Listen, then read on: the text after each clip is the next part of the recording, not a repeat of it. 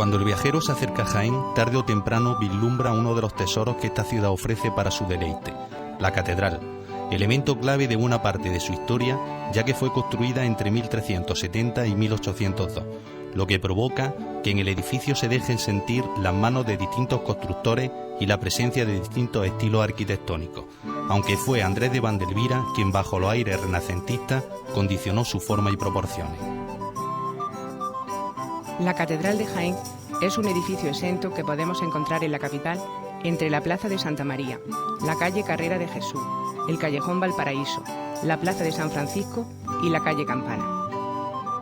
El templo está dedicado a la Asunción de Nuestra Señora, pero además parece concebida como un inmenso cofre usado para guardar una de las reliquias más veneradas, el Santo Rostro. Esta solemnidad se ve reforzada por la luz, elemento natural que destaca por ser parte activa de la imagen que proyecta el templo, ya que sus vanos posibilitan una apertura formal, pero también otra espiritual. La importancia de la luz se refleja en la gran presencia de balcones y en la de 18 ventanas, cubiertas por vidrieras de cristal transparente o policromado, de triple hueco y en forma de tríptico. Además de estas, existen 8 en la cúpula y otras 8 en el cimborrio, lo que otorga al altar mayor de una solemnidad casi mística. Comenzamos nuestra visita por la Plaza de San Francisco y el Callejón Valparaíso, donde observamos el muro gótico, que es uno de los pocos restos que de la antigua catedral se conservan en la actualidad. Pero la historia del templo no ha comenzado aquí, ya que anteriormente existieron otras dos construcciones avaladas por los obispos don Nicolás de Viedma y don Luis Osorio respectivamente. Será don Alonso Suárez de la Fuente del Sauce quien impulsará este templo gótico de 5 naves, con capilla alojada en los contrafuertes interiores, una capilla mayor cuadrada y destacada en la cabecera y un crucero cubierto por un cimborrio ochavado y decorado con bellas yeserías, obra de Diego Martínez. Nuestro muro exterior está recorrido por una gruesa moldura en gótico flamígero y aún conserva el friso del ábside, 2 esculturas exentas que representan a una gárgola y a una mona, además de los restos de la puerta de la antigua catedral. En este mismo lado encontramos una gran puerta que da acceso a la cripta de los caídos, a la que también se accede por la puerta de la nave del Evangelio que da acceso al sagrario. Dentro, en el altar, se puede contemplar un crucificado exento, esculpido por Jacinto Higuera. Seguimos nuestra visita por la calle Campana, desde la que vamos a acceder a la lonja, edificada por Manuel Martín Rodríguez y prefigurada desde los tiempos de Vandelvira. Esta bordea el recinto por 3 de sus lados, potenciando el bloque catedralicio y desarrollando la idea de vínculo entre la ciudad santa y la terrenal. Accedemos a ella por una puerta de hierro y para salvar el desnivel subimos una escalera de 2 tramos de orden contrario y con amplio descanso hacia la mitad. Este tipo de acceso lo encontramos similar en la puerta sur, que tan solo se diferencia porque encontramos una escalera de orden sencillo, y existe otro acceso por la Plaza de Santa María, donde solo hay que salvar unos pocos escalones. La lonja tiene 12 metros de anchura si medimos desde el sagrario hasta la puerta del mediodía. La valla que la circunda tiene de altura 130 centímetros y está realizada en piedra, a la que se suma una verja de hierro de 4 metros. Esta reja fue diseñada por el propio arquitecto de la lonja en 1793 y forjada en la herrería del presbítero don Juan José de Galíndez, natural de Llodio, Vizcaya. 2 son los elementos que destacan en esta zona, la puerta norte y el sagrario. La puerta norte, dedicada a la Inmaculada, es obra de Juan de Aranda, quien la trazó en 1641 tomando la forma de un retablo. En el primer cuerpo encontramos columnas y 3 pilastras que abren la puerta para sostener la obra del escultor Alonso Mena. Vemos a la Purísima Concepción de la Virgen María rodeada de serafines y de la escultura de Salomón y de David, las cuales flanquean la hornacina, enmarcada con estípites manieristas y rematada por doble portón con jarrones, y los escudos de las armas de la catedral y las del obispo Moscoso y Sandoval. En el interior de esta puerta encontramos la obra trazada por Juan de Aranda en 1564 y en la que se inserta el trabajo de Luis de Aguilar, quien muestra 2 escenas. La primera es la del nacimiento de Cristo y la visita de los pastores, y la segunda la adoración de los Reyes Magos. En el umbral de esta puerta fue enterrado, por propio deseo, el deán don Íñigo Manuel Fernández de Córdoba, porque deseaba que todos aquellos que entrasen al templo pisaran su tumba. El sagrario es un edificio anexo a la catedral y se construyó buscando uniformidad y simetría en la planta del templo. También se buscaba solidez y protección en la estructura debido a que la zona resulta más elevada y el desnivel perjudica todo el costado. Ventura Rodríguez, futuro arquitecto del edificio, lo manifestó en un informe oficial destinado al Supremo Consejo de Su Majestad, sobre todo a raíz del terremoto del 1 de noviembre de 1755. Esto dará pie a que el 5 de mayo de 1761 el Cabildo reciba la planta y el diseño del nuevo sagrario. Las obras serán financiadas gracias a la colaboración entre Cabildo Catedralicio, obispos, clero diocesano, fieles y Hacienda Real, lo que hará posible disponer de un presupuesto global elevado. La dirección de la obra estará a cargo de los maestros Francisco Calvo, Manuel Godoy y Ángel Vidal. De carácter no totalmente neoclásico en lo tocante a espacialidad, se observa una inspiración en la arquitectura barroca romana, aunque el diseño exterior es prácticamente herreriano, estilo que marca un periodo en la carrera de Ventura Rodríguez. La portada es de orden corintio y está formada por dos columnas que sostienen un entablamento en el que se añade el ático. La puerta de entrada da a una estancia en la que a la derecha otra puerta comunica con la catedral, a la izquierda con la escalera de la cripta y al frente otra puerta más amplia da entrada al sagrario. La planta es elíptica y está circundada por 16 columnas corintias de fuste estriado y además existen 4 tribunas que se abren en la parte superior de los intercolumnios que corresponden a los 4 ángulos del cuadrado en el que está enclavada la planta. La decoración es sencilla, pero se detecta la predilección del arquitecto por los materiales de calidad y su buena factura. La capilla cuenta con 3 altares. El mayor está decorado con un óleo de la Asunción de la Virgen, obra de Mariano Salvador Maella. Los altares laterales muestran 2 lienzos de Zacarías González Velázquez y representan escenas sobre la vida de San Pedro Pascual y la crucifixión y el martirio. Este conjunto completa esta parte hasta la cornisa elisoidal, de donde parte una faja elíptica en la que se abren 8 lunetos. De aquí parte la bóveda decorada con rosetones hexagonales labrados y rematada con una linterna en la que se sitúan 4 ventanas. Miguel de Verdiguier fue el autor de una serie de estatuas destinadas al sagrario.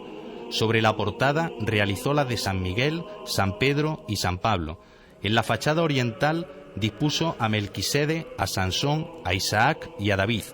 Y en el lado orientado a la calle Campana estaban la hoy desaparecida Caridad, Gracia, Inocencia y Sabiduría. Avanzamos por la lonja hacia la Plaza Santa María para poder observar la gran fachada barroca flanqueada por 2 torres gemelas que la marcan simétricamente con sus 5 cuerpos. Las 2 torres están comunicadas entre sí gracias a un pasillo configurado en la fachada. Ambas se levantan lisas desde la base y su gracia parece derivar de los 12 huecos del primer cuerpo, rematado por una balaustrada. Sobre este cuerpo se levanta un segundo con forma de octógono y en el que se abren otros 8 huecos terminados, como los primeros, en arcos de medio punto. Después, un casquete esférico de piedra sirve de base para una cruz de hierro. En el primer cuerpo se sitúan 7 campanas, en el segundo de la torre izquierda 2 campanas, un esquilón y la campana del reloj, y en el de la derecha una enorme matraca. Al observar la fachada nos impresiona su teatralidad, muy propia del más genuino espíritu barroco, y que responde a una planificación quizás motivada por el desarrollo de las 2 peregrinaciones que se hacían para venerar al ya mencionado Santo Rostro. López de Rojas y Bartolomé Zumbido fueron los arquitectos responsables. El primero realizó las primeras trazas y el segundo creó el ático retrotraído que comunica las torres. Pero si por algo destaca la fachada es por la obra escultórica de Pedro y Julián Roldán. El primero fue el encargado de esculpir las imágenes de los padres de la Iglesia, los evangelistas y San Fernando. De izquierda a derecha observamos a San Agustín, San Gregorio Magno, San Mateo, San Juan, San Fernando, San Lucas, San Marcos, San Ambrosio y San Jerónimo.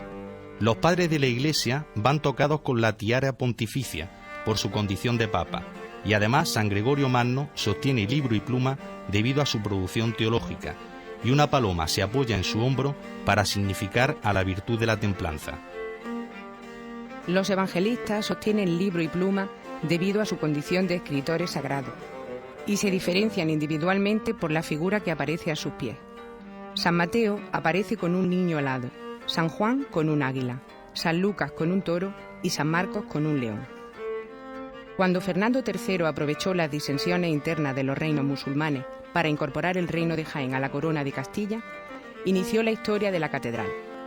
Lógico resulta, por lo tanto, que aparezca en una posición central, con la espada en la mano derecha como símbolo de conquista y sosteniendo una bola en la izquierda como símbolo de dominio o poder real.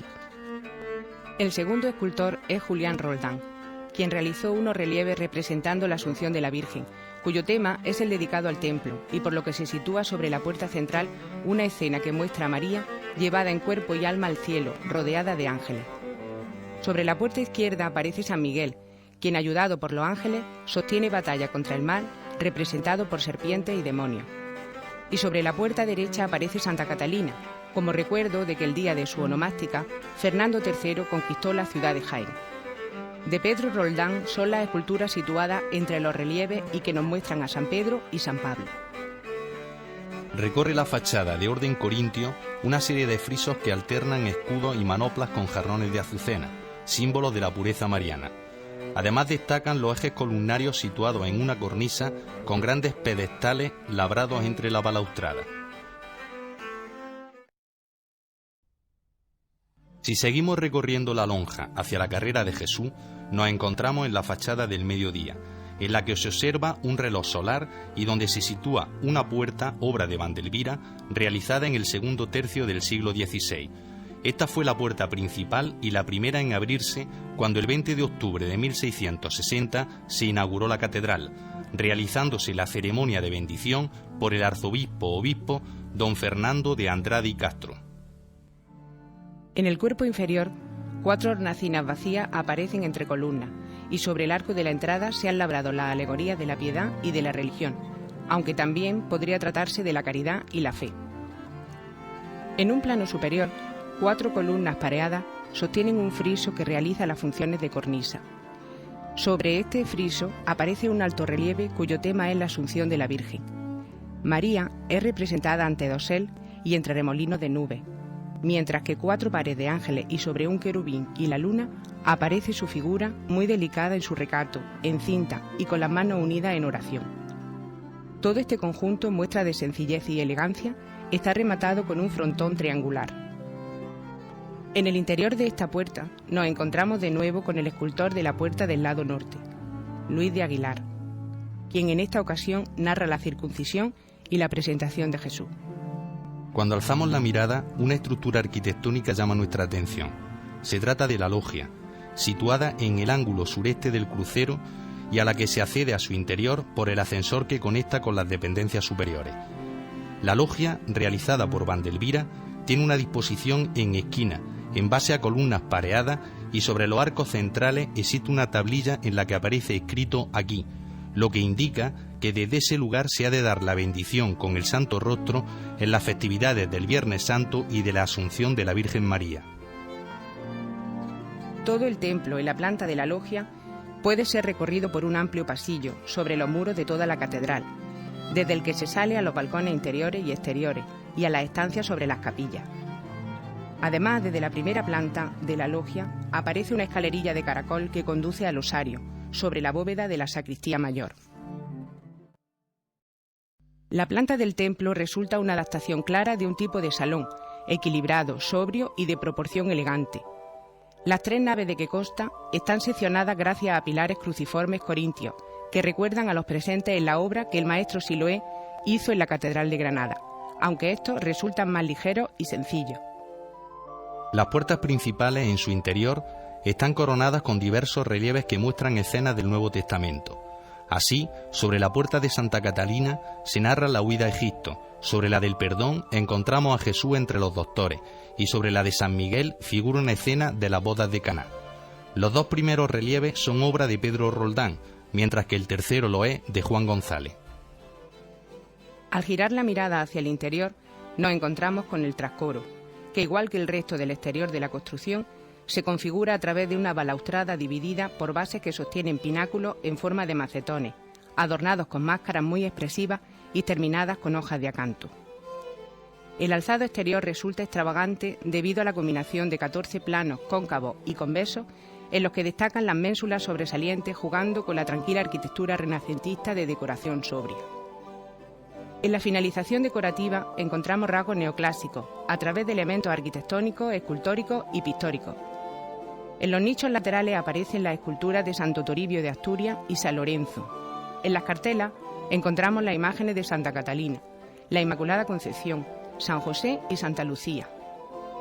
En los basamentos de la balaustrada están San Miguel y San Gabriel, y centralizando todo el conjunto aparece un cuadro de Mariano Salvador Maella, que representa a la Sagrada Familia.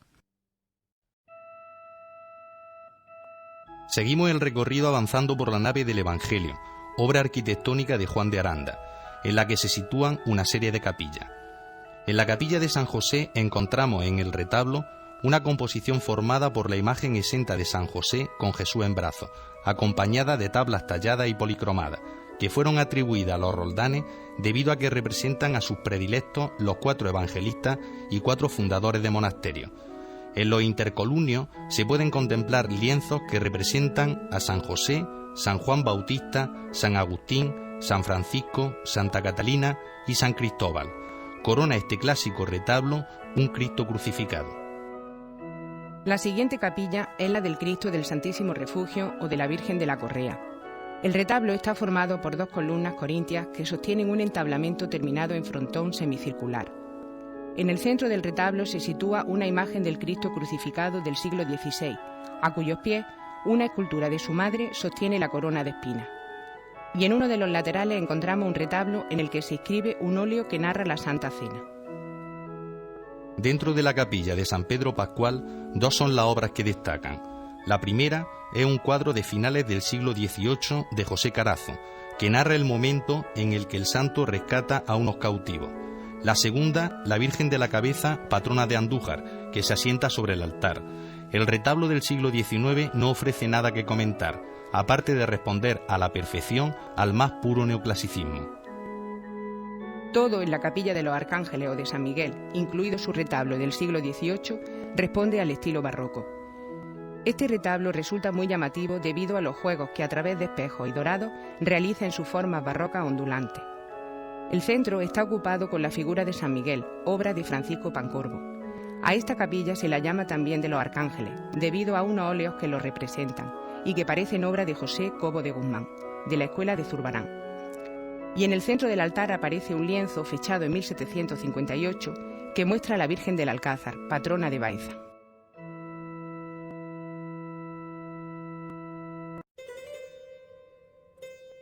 Hemos llegado al crucero, en cuyo lateral encontramos un precioso Cristo de la Misericordia y una capilla en la que se guarda un trono, cuyo grupo escultórico narra el descendimiento de la cruz.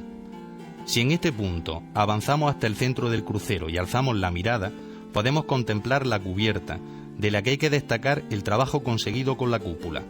Juan de Aranda es el autor de los relieves de las pechinas, los cuales no responden a modelo alguno, ya que todo su trabajo es invención propia. Estos relieves muestran las imágenes de San Miguel, San Eufrasio, Santiago y Santa Catalina, enmarcadas en cartelas de influencia manierista y de cuyo diseño se encargó el pintor Sebastián Martínez. El resto de la cubierta se realiza a través de bóvedas vaídas en las naves y de bóvedas de cañón seguido con nervios vistos en el coro y en algunas capillas. Destaca la del Santo Rostro. Las bóvedas vaídas sobre plantas rectangulares dan lugar a las llamadas bóvedas perlongadas, cuyo diseño dificulta el trazado. Seguimos avanzando por la nave y encontramos la capilla del Niño Jesús, con otro retablo neoclásico en el que se inscribe un lienzo de una bella Inmaculada, de la escuela andaluza del siglo XVII. También podemos admirar un óleo de Antonio Soriano, que narra la circuncisión y la escultura de un joven Jesús en una hornacina sobre el altar.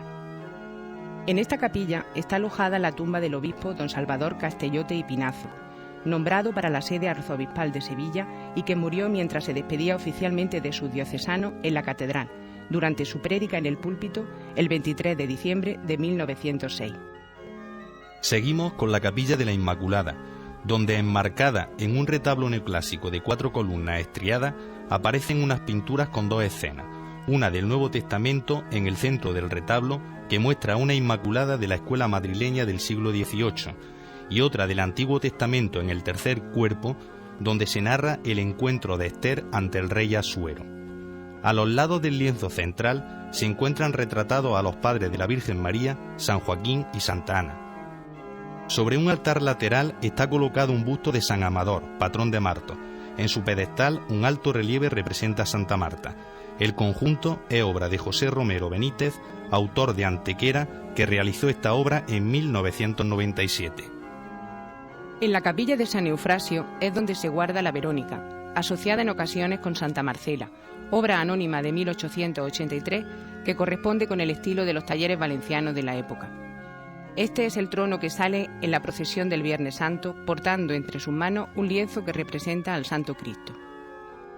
Don Agustín Rubín de Ceballos, obispo e inquisidor general desde 1780 hasta 1793, tiene aquí su sepultura. Fue él quien costeó el retablo de finales del siglo XVIII que Juan Adán hizo en madera policromada y con un notable dominio del uso del dorado y la estofa. Este retablo tiene un cuerpo dividido en 3 calles y está coronado por un ático. En el centro aparece la apoteosis de San Eufrasio. En la parte superior del retablo aparecen unos querubines y a su derecha un angelote sentado entre las nubes sostiene coronas de laurel y flores de martirio. En el ángulo inferior izquierdo encontramos un notable relieve representando a un joven ángel que sostiene las nubes que sirven de cobijo al santo. En el ángulo inferior derecho, unos angelotes sujetan los símbolos iconográficos de San Eufrasio, el báculo y la mitra. A los lados de la imagen central de la apoteosis encontramos las esculturas de San Julián de Cuenca y de San Agustín, también obras de Adán y que mantienen el estilo barroco italianizante. Todo el retablo se encuadra en una estructura piramidal cuya factura arquitectónica es neoclásica y la escultura barroca. Su traza y ejecución es obra de Manuel López, que lo diseñó en 1790. Sobre el altar, una urna guarda la reliquia de San Pío I. Seguimos nuestro recorrido girando a la derecha para observar las capillas del cabecero, obra arquitectónica de Juan de Aranda, la de San Fernando, la Mayor y la de Santiago. En la capilla de San Fernando encontramos el arranque de la escalera gótica, obra que se realizó entre el final del siglo XV y el principio del XVI. Aquí se guarda la escultura de nuestro Padre Jesús, obra anónima datada entre 1588 y 1594. El trono se ve completado con la figura del Cirineo que se añadió en 1892 y con una cruz de 1879. Otros 2 tronos aparecen en esta capilla, una Virgen de los Dolores de 1741, obra de José de Medina, y un San Juan anónimo del siglo XVIII. Pictóricamente destaca un gran cuadro de San Fernando atribuido a Valdés Leal y que se encuentra en un retablo neoclásico. La capilla mayor o capilla del Santo Rostro está cubierta por una bóveda de cañón trazada por Juan de Aranda y destaca en ella su retablo. En el primer cuerpo de orden dórico vemos un altar adosado a la pared y articuladas por 8 columnas pareadas encontramos las esculturas de San Pedro, San Pablo, San Bernardo y San Antonio Abad. También está presente la pintura con 2 obras anónimas que representan una, el encuentro de la Virgen con Jesús camino del Calvario, y otra, a Jesús despojado de las vestiduras. En el cuerpo de orden jónico, en los intercolumnios, un cuadro copiado de Daniel Volterra muestra el descendimiento de Jesús y una copia de Juan Navarrete, procedente del Escorial, nos enseña al Señor atado a la columna. Un medallón ovalado situado entre 2 columnas serpentinas de voluta dorada sirve para encuadrar un alto relieve de la Asunción de la Virgen. De orden corintio es el cuerpo que acoge en su intercolumnio a la Virgen y a San Juan. Además, un grupo escultórico, cuyo tema es el Calvario de Jesús, acompañado de Santa María Magdalena, aparece encuadrado entre 4 columnas serpentiformes de capiteles dorados.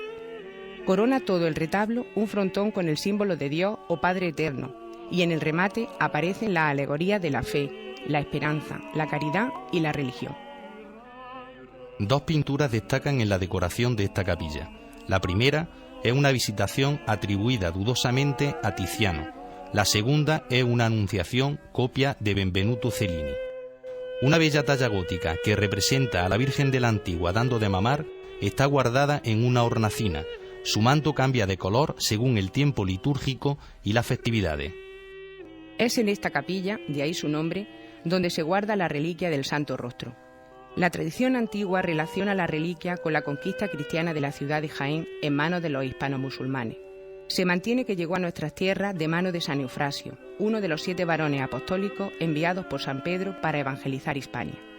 Durante el periodo árabe permaneció en manos de los mozárabes hasta que el rey Fernando III el Santo, al tomar la ciudad en 1246, se la llevó durante sus campañas.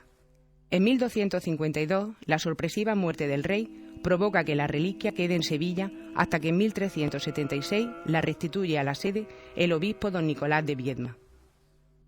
El lienzo, retocado en su parte inferior, está adherido a una tabla obra de Sebastián Martínez, donde aparecen ángeles tenantes y que se encuentra expuesta al deterioro por el roce con las llaves del sagrario. Todo el conjunto se guarda en una caja de plata que fue donada al templo para este uso. Sobre las gradas del altar, ocupadas por las tumbas de don Pedro y don Juan, infantes de Castilla, muertos a manos de los musulmanes de Granada, se solían poner 2 paños negros de terciopelo el día de los difuntos, durante la ceremonia de los reponsos, costumbre que permaneció hasta finales del siglo XIX. En la capilla de Santiago o de los Santos Óleos se encuentra la puerta que sirve de acceso a la sala capitular. Dentro de su retablo neoclásico destacan 2 lienzos. El primero, del cordobés Francisco Agustín, nos muestra al santo en la batalla de Clavijo. El segundo narra la aparición de la Virgen del Pilar a Santiago.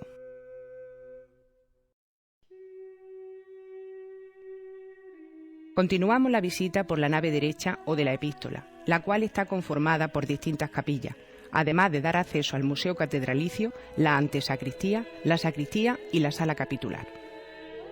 El retablo barroco de la capilla de San Benito o capilla del Santísimo Sacramento es obra de Pedro Duque de Cornejo en 1760 y muestra en el centro una imagen orante de San Benito con un ángel al pie ofreciéndole la mitra. En la parte superior del testero se observa una Inmaculada Concepción de factura barroca y en la parte inferior una pintura del Santo Rostro. La decoración se realiza a base de medallones llamativos y de gran gusto y de un escudo de armas que aparece en la parte superior y que pertenece al agustino Fray Benito Marín, el que fuera cabeza del obispado desde 1750 hasta 1769, quien se encuentra enterrado en esta capilla.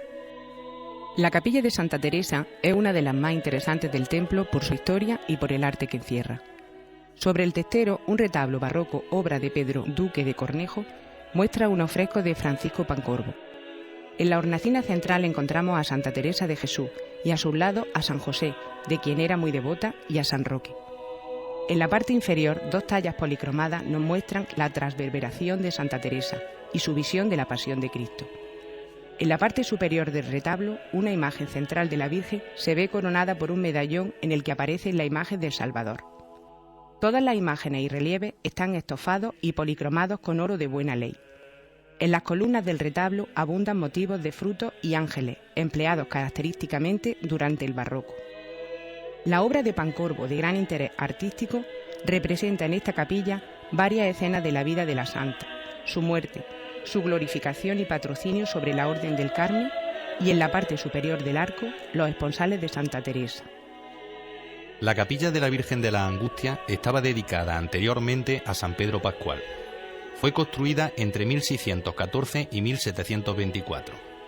Llama la atención la imagen de la Virgen de la Angustia, obra de José de Mora. Este grupo escultórico, en el que la madre sostiene en su rodilla a su hijo, es de impecable realización y tiene 2 ángeles en actitud de llorar que son de gran mérito.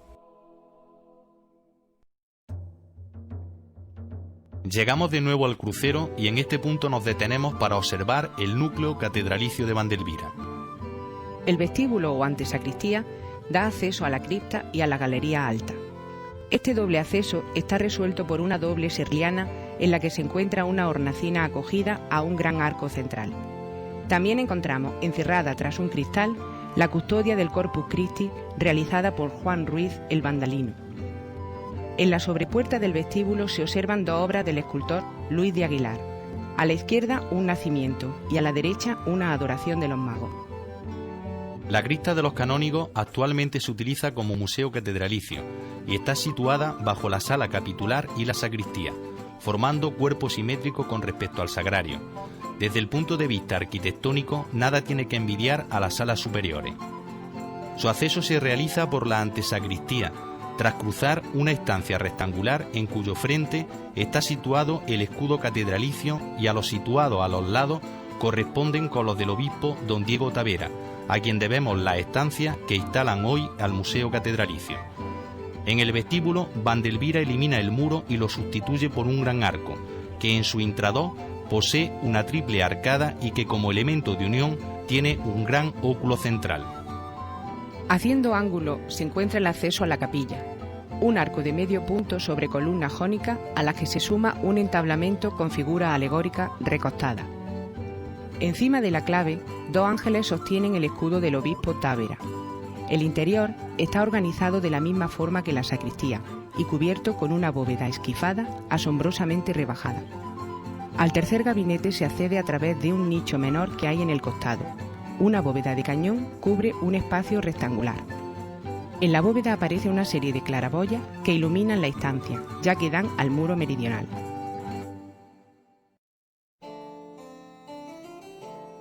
Seguimos el recorrido por la sala capitular, también conocida como del Cabildo o Capilla de San Pedro de Osma, que fue concebida con forma rectangular, con el pavimento de ladrillos macizos y con una idea que evoca a Siloé y sobre todo a Bramante. El acceso se realiza por el templo, por la conocida actualmente como Capilla del Apóstol Santiago. La portada es netamente clasicista, siguiendo la ortodoxia reinante en 1556. Una bóveda de cañón, decorada con sencillos recuadros, cubre una estancia con decoración mural llena de armonía que juega con pilastras jónicas sostenedoras de 3 secciones de arcos de medio punto, en las que se encuentran nichos avenerados entre las pilastras. Un retablo de estilo florentino domina la estancia. Su autor, Pedro Machuca, fue discípulo de Miguel Ángel. El retablo de San Pedro de Osma está formado por 3 cuerpos con cuadros orlados con maderas talladas con racimos y hojas de parra, en cuyas esquinas y cruces hay medallones en los que aparece la talla de efigies de santos. En la divisoria hay pinturas alargadas con imágenes de santos y en la coronación de medio punto aparece tallada una tabla con la Verónica, arrodillada con el lienzo del Santo Rostro. El resto de las tablas está configurado por partes. Así, en el centro aparece San Pedro de Osma, que tiene a su derecha a San Pedro y a su izquierda a San Pablo. En la parte inferior encontramos a los santos padres pontífices escribiendo. En la zona superior, en el centro, se encuentra la Virgen con el Niño y una serie de figuras de religiosos a los lados, San Juan y San Lucas. Entramos a la sacristía desde el templo a través de una amplia sala situada al extremo del crucero de la epístola, por unas puertas de madera que corresponden a un momento posterior y en las que aparecen el escudo de don Sancho Dávila, obispo desde 1600 a 1615, y un reloj de Antonio Molina que salió de la Real Escuela de Madrid, según indica la inscripción de la esfera. Una vez atravesadas las puertas nos encontramos con una gran estancia pavimentada con ladrillos macizos. Pesados muros se configuran a través de columnas y arcos.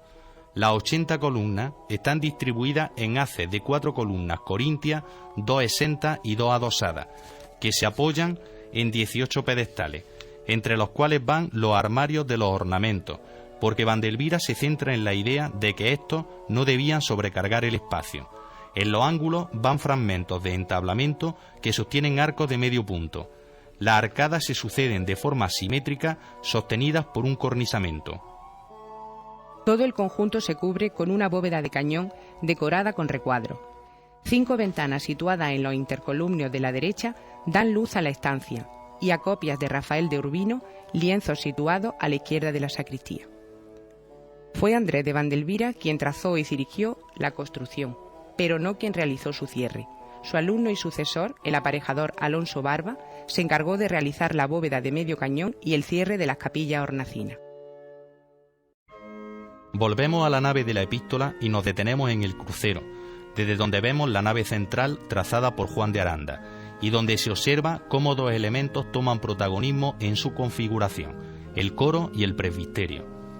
Este magnífico bastión pasó por distintas épocas, desde su inicio en tiempos del obispo Suárez en el siglo XVI hasta su finalización en 1736. Terminó la obra José Gallego y Oviedo del Portal, quien diseñó la bóveda y sus relieves de los evangelistas y de la Asunción de la Virgen. El interior es un triple testero coronado por una balaustrada, idéntica a la que aparece en el exterior, pero este testero es liso debido a que se adosa a él una espléndida sillería de nogal. El coro está separado del crucero por medio de una sencilla reja y podemos acceder a él por 4 puertas. Una exterior que da a la nave lateral, otra que se aproxima al coro. Una izquierda va a la escalera de caracol y por último, la derecha va a una estancia que se utiliza como cuarto trastero. La escalera situada a la derecha de la silla episcopal está cegada, pero las otras 3 suben hasta la balaustrada. A través de esta doble baranda discurren los prebendados que intervienen en la ceremonia de forma que entran por 4 puertas. Las 2 primeras se sitúan en el final de la sillería y están reservadas para representaciones civiles. Las otras 2 están a la altura de las sillas superiores entre la número 18 y la 19. 2 estilos encontramos en la sillería. El primero responde al gusto flamenco por las escenas y las figuras naturales, y el segundo es un ejemplo de trabajo realizado a lo romano, con figuras y temas grotescos que se orientan en torno a la silla del obispo Suárez. El trabajo, realizado durante el pontificado de don Alonso Suárez de la Fuente del Sauce durante el siglo XVI, contó con los entalladores Gutiérrez Gierero, Juan López de Velasco y Jerónimo Guijano. Debido a la obra de 1736, hubo que acomodar la sillería antigua y ampliar el número de escaños, lo cual explica esta doble estilística. La sillería se puede dividir en distintas partes. La sillería del coro bajo está formada por 53 asientos que pueden levantarse y que tienen el espaldar tallado con escenas de vida de santo. Tienen un medio capitel adosado que recibe el nombre de misericordia, usado por los prebendados cuando la ceremonia era excesivamente larga. La sillería alta presenta escenas de la vida de Cristo. Aparecen en las tablas que se levantan sobre los 69 asientos, entre los que se incluyen el central que era ocupado por el obispo. Las tablas están enmarcadas por columnas labradas con diferentes dibujos. Coronando los asientos aparecen escenas del Antiguo Testamento, difíciles de descifrar y que se sitúan paralelas a las escenas presentes en el Nuevo Testamento. En el siglo XVIII se añade la crestería. Julio Fernández realiza el remate del guardapolvo de la silla episcopal. También trabaja en estos momentos Miguel Arias. El encargo parte del obispo don Manuel Isidoro de Orozco, 1732-1738, y se termina la obra en tiempos del obispo don Andrés Cabrejas Molina, 1738-1746. En la parte central, sobre la cátedra episcopal, aparece el escudo de este último.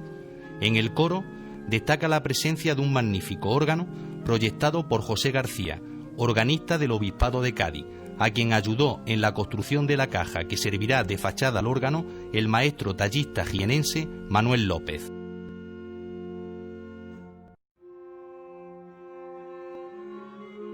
Conservamos en la actualidad el presbiterio, que sustituyó al que mandó levantar don Fernando de Andrade y Castro con motivo de la bendición del templo y del traslado del Santísimo Sacramento los días 20 y 21 de octubre de 1660.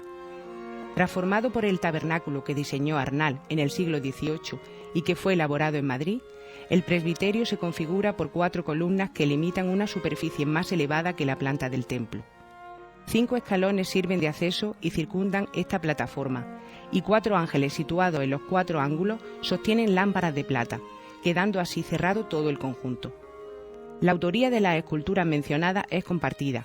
De esta forma, los 2 ángeles de mármol orientados hacia el lado del Evangelio son de Juan Adán, y los orientados al lado de la epístola son obras del murciano Alfonso Giraldo Vergaz. No obstante, estos no son los únicos artistas que intervienen en la realización y diseño del presbiterio.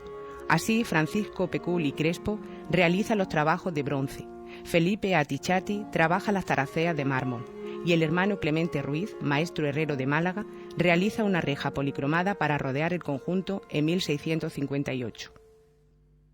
En el tercio posterior nos encontramos el altar mayor, que aparece circundado por 3 escalones, de los cuales el segundo y el tercero se encuentran ensanchados en la parte delantera del ara, realizada en mármol encarnado y de 5 metros cuadrados, en los que aparecen cornisa, esquinas y remates de bronce.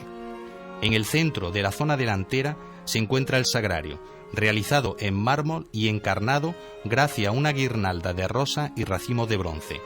6 ángeles de mármol blanco portan en un paño de bronce el símbolo de la Santísima Trinidad. 8 columnas serpentinas provenientes de la cantera de San Juan de Sierra Nevada configuran el templete o manifestador. Las columnas tienen base y capitel corintio de bronce. La cúpula se ve coronada por una cruz de cristal de jaspe enmarcada en bronce. Todo este boato fue posible gracias a que don Agustín Rubín de Ceballos, obispo natural de Baeza, que rigió en Jaén desde 1789 a 1793, costeó el trabajo.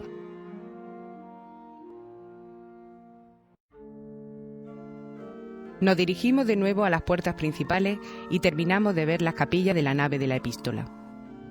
En el retablo barroco del siglo XVIII de la capilla de la Virgen de los Dolores destacan los lienzos de Francisco Pancorbo sobre la transfisión de la Virgen, el Calvario y el descendimiento de la cruz. También destacan por su factura una serie de cuadros que responden al estilo de la Escuela de Ribera del siglo XVII y que nos muestran a los profetas y a los evangelistas. Sobre un altar de mármol rojo procedente de las canteras de Cabra en Córdoba aparece una sencilla urna que encierra una imagen de Jesús en el sepulcro. Domina el espacio de la capilla de San Jerónimo un cuadro de José Antolínez, discípulo de Francisco Rizzi, en el que el santo medita y escribe. En el lateral izquierdo de esta capilla se encontraba la Asunción de la Virgen, obra de Benlliure, que actualmente se puede contemplar en el Museo Provincial. Un auténtico tesoro pictórico de la catedral, obra de Sebastián Martínez, encontramos en esta capilla de San Sebastián o del Santísimo Sacramento. En el lateral izquierdo se encuentra instalado un retablo plateresco con talla de San Juan de Nepomuceno, mártir del secreto de la confesión. En esta capilla encontramos una sepultura con una curiosa historia.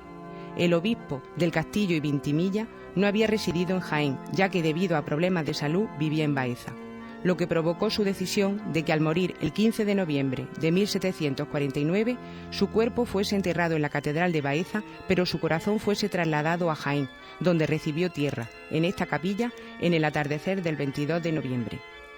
La intención era demostrar amor al misterio del altar, además de conceder una prueba de fidelidad a la catedral y a su sede en Jaén. La capilla del Cristo de la Buena Muerte fue llamada también de Santo Domingo de Guzmán. La imagen del Cristo de la Buena Muerte es obra de Jacinto Higuera y data del año 1927. En el lateral izquierdo aparece un bello retablo plateresco con el lienzo central de Santo Domingo de Guzmán, obra de Francisco de Pancorbo.